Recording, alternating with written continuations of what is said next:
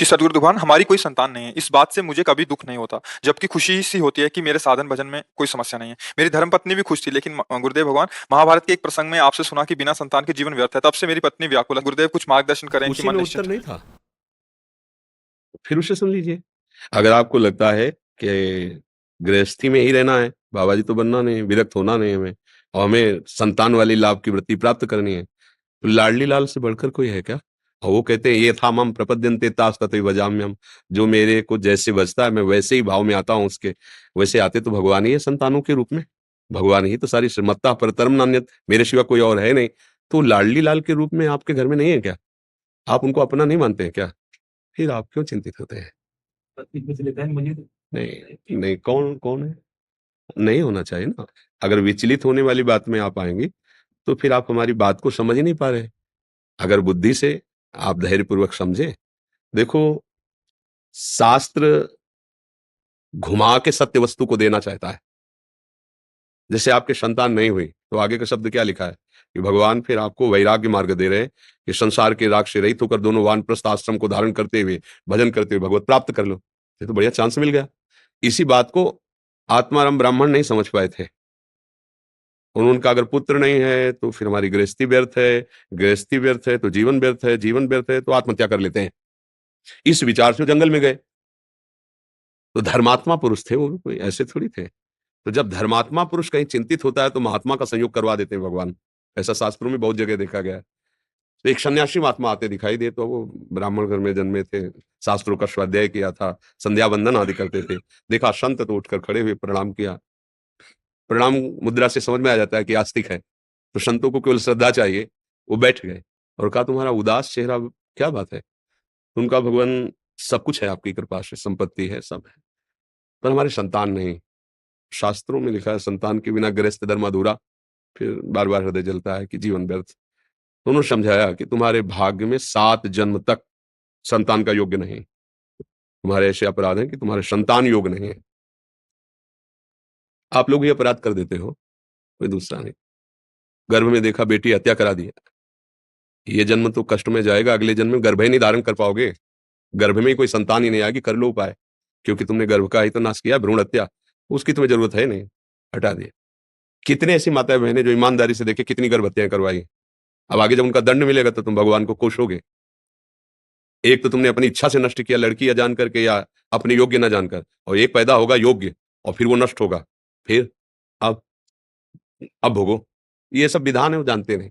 अब उन्होंने जब बहुत हठ किया, नहीं माना, तो एक फल दिया और कहा अपनी पत्नी को खवा देना, इससे बालक होगा। बड़े खुशी हुए, आ गए, पत्नी को दिया। जब भाग्य में नहीं है तो कैसे स्वीकार? तो उसने कहा कि खा लेंगे। उन्होंने कहा अभी तो ऐसे थोड़ी पाया जाता है, संत महापुरुषों का प्रसाद नहा धो के, हम आप विश्वास नहीं करते। उन्होंने कहा ठीक है, अच्छा पा लेना। और उसने अपनी बहन को बुलाया, उसी गांव में भी आई थी, तो कहा हमें तो बहुत डर लगता है, फल खाएंगी पेट बढ़ेगा, और कहीं आग लग गई तो गर्भवती स्त्री दौड़ कैसे पाएगी, मतलब कितनी को बातें ऐसे। तो हमारी तो खाने की इच्छा नहीं। तो बोली दीदी तुम मत पाना, मेरे गर्भ है, तुम नाटक करना कि हमारे पेट है, गर्भ में बालक है, और ये परीक्षा के लिए गौ को खवा दो। तो उसने ऐसा ही किया, वो फल गौ को पवा दिया। अब उसको नाटक करती रही कि हाँ हमारे गर्भ है, और जब उसके बच्चा हुआ तो बच्चा मंगवा लिया, बोले बच्चा हुआ, और दासियों को पैसा दे दिया। ब्राह्मण बड़ा खुशी हुआ, और उनकी पत्नी का नाम धुंधुली था तो इसलिए उसका नाम धुंधकारी रख दिया। और ठीक समय पे गौ के बच्चा हुआ, तो कान तो गौ जैसे और बालक स्वरूप। बड़ा आश्चर्य। ब्राह्मण बोले हमारे तो भाग्य खुल गए, पहले हमारी बच्चा नहीं होता था, गौ के भी मनुष्य जैसा बच्चा हुआ। वो बड़े आनंदित थे। उसका नाम गोकर्ण रखा, जो संत प्रसाद से, और इनका नाम धुंधकारी रखा। चरित्र है भागवत में प्रारंभ में। वो बचपन से इतना दुष्ट निकला कि खेलते हुए बच्चों को उठा के कुआं में फेंक देता। क्या क्या अत्याचार। जब बड़ा हुआ तो 5 वेश्याओं को संग रखता, और सब आतंक, मतलब इतना पीटा अपनी मां को कि वो कुएं में गिर के मर गई। हाँ, अत्याचार। अब तो उनको लगा कि इससे तो अच्छा संतान न होती। और वो बचपन से ही भगवत प्रदत्त संत स्वरूप ही थे। वो तो तीर्थ यात्रा को गए थे, लौट के जब आए तो चरणों में गिर करके उन्होंने कहा बेटा गोकर्ण, अब तो हमारा सर्वनाश हो गया। बोले पिताजी अभी एक उपाय है, भगवान का आश्रय लेकर और अब भाग जाओ यहां से आप, और एकांत में श्री कृष्ण का भजन करो और भागवत के 10वें स्कंद का पाठ करो। बहुत जल्दी आपको भगवत प्राप्ति हो जाएगी। जो श्लोक धर्म भज सत्यम त्यज लोक धर्मान उपदेश किया, वो वहां से चले। इस प्रसंग से सीख मिली कि यदि हमारे गर्भ से संतान नहीं है तो नहीं है, अब हम भाव से भगवान को मान लेते हैं, मेरे हैं, वही मेरे माता, वही मेरे पुत्र हैं, वही मेरे पिता हैं, वही मेरे रिश्ते नातेदार, सब हो गया। भागवत में लिखा है तीनों ऋणों से मुक्त हो जाता है, मातृ ऋण, देव ऋण, ऋषि ऋण, इन सब ऋणों से मुक्त हो जाता है जो भगवान को प्राप्त करता है। तो ये सब मतलब इसीलिए कहा गया शास्त्र रूपी जंगल से गाइड करने वाले की अंगुली पकड़ के चलो तो बच जाओगे, नहीं फंस जाओगे। तो इसलिए फिर तो मतलब सब गड़बड़ हो जाएगा। चाहिए भगवान की इच्छा हो, अब इच्छा हो जाए संतान की तो अब फिर परेशानी हो जाएगी। अरे होना हो तो हो, नहीं होना हो तो हम खुद जिनकी संतान उनको प्राप्त करने के लिए मुझे मिला, मुख्य धर्म क्या है?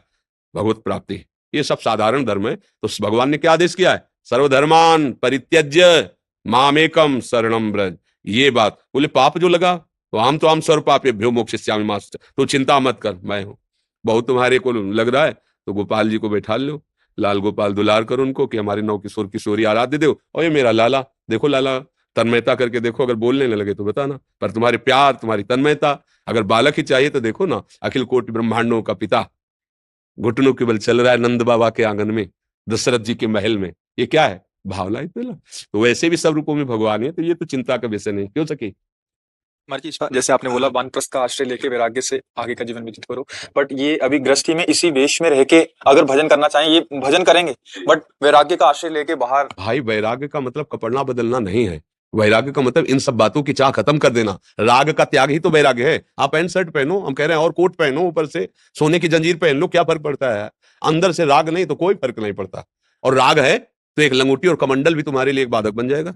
एक लंगोटी और एक कमंडल, वो भी तुम्हारे लिए मुक्ति में बाधा पहुंचा देगा। और राग नहीं तो चक्रवर्ती सम्राट है अम्बरीश जी, वो महान भक्त हैं, उनकी गाथा गाई जा रही। बात समझो, हम अंदर से तैयार कर लिए कि अब मेरे को भगवान ही जो कुछ है उनका भजन करना है, और ऐसे ही रहो।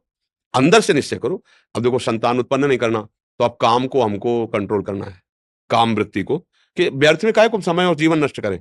संतान उत्पन्न नहीं हुई, अब हमारा मार्ग भगवत प्राप्ति, तो दोनों ब्रह्मचर्य का आश्रय लेके चले। अभी जीवन मुक्त होते जाओगे, एक एक विषय छूटता चला जाएगा। अभी परमहंस हो गए, बाहर से पैंट शर्ट में, अंदर से महात्मा होकर, कितनी बढ़िया स्थिति है, समझ रहे ना।